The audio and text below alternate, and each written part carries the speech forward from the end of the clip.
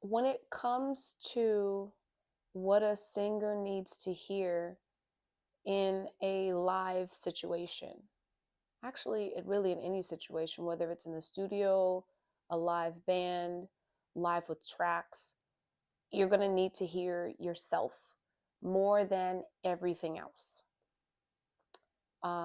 So that way you can have a faster response time to make adjustments.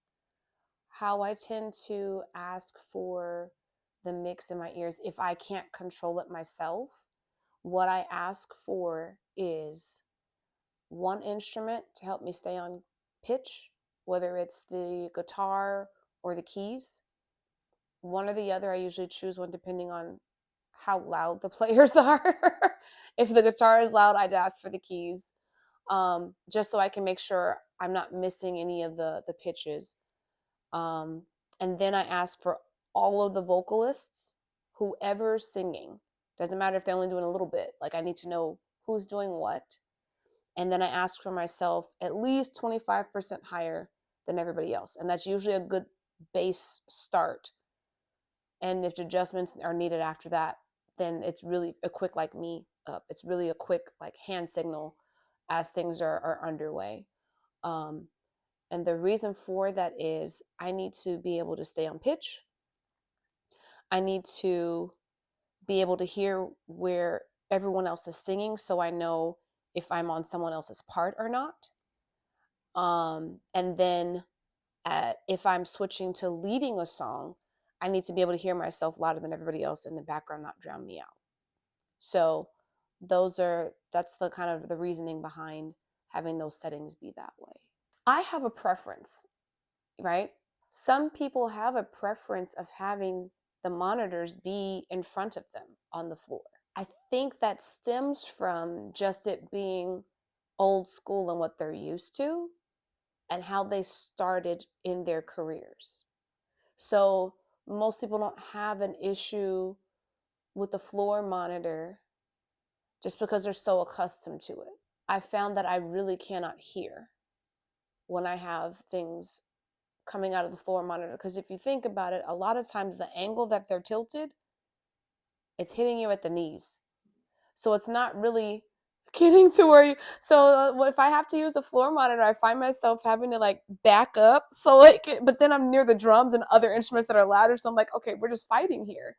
And so some people really prefer to have it on the floor, just really because that's what they've been accustomed to, or it's with a band that's not so loud that they can hear no matter what.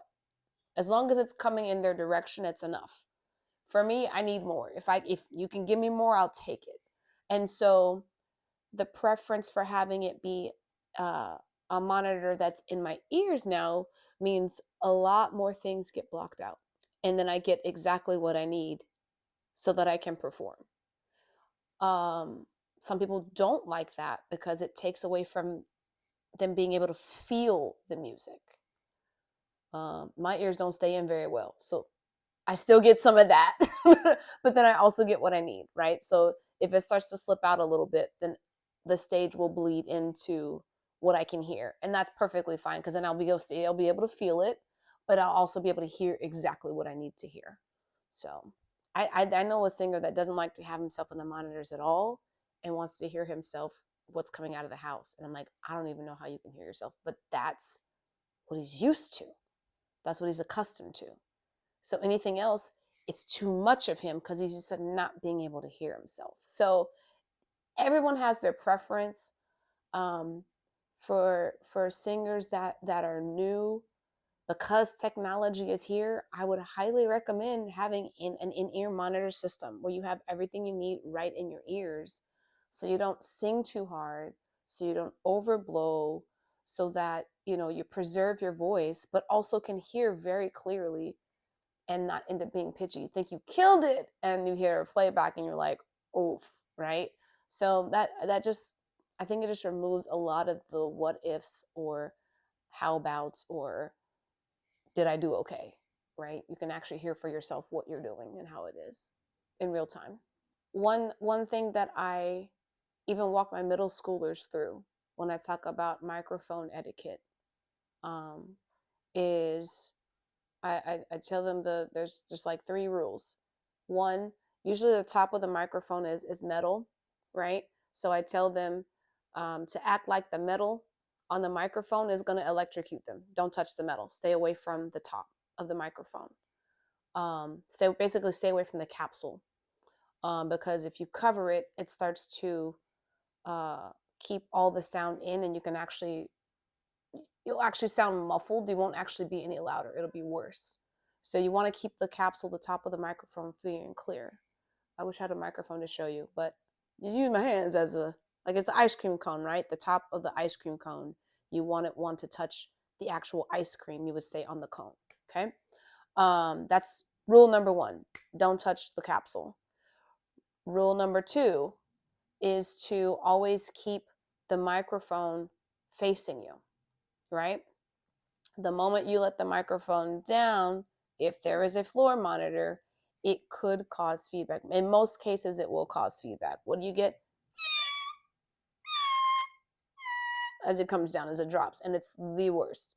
And most people react to that by keeping it down, thinking it's making it better when actually you're putting it right in the pathway of the monitor. Keep it up, facing you, close to your body. It's usually the safest place when you're not singing. If you're not singing, right up against the body is the best place. And then I forgot what the third rule was. What's the third rule? Oh, how close? Hello. How close it is to your mouth, the microphone. So you having the microphone here is not going to work, right? Let's use my hand as the capsule because I don't have that. You want to keep it really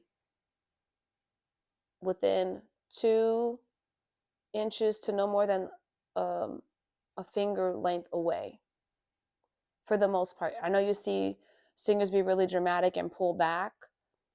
That's only when they know they're about to be very loud, and that's the only way to get it out. So you don't want to overdo it with the microphone, but no one can hear you if you're singing sweetly and the microphone is here. You're making it really hard for the person that's running the audio, for people to be able to hear you and for you to hear yourself. So you want to bring it here, and if you know you're going to get louder, pull back during that time and then come back. Like that's the microphone etiquette. Is just like you want to be heard, but you also don't want to overpower. So you gotta kind of have to. If you're not one that's ever going to sing loud or strong or extreme, keep that microphone right here and never let it go. If you're speaking in the mic, don't ever pull it away.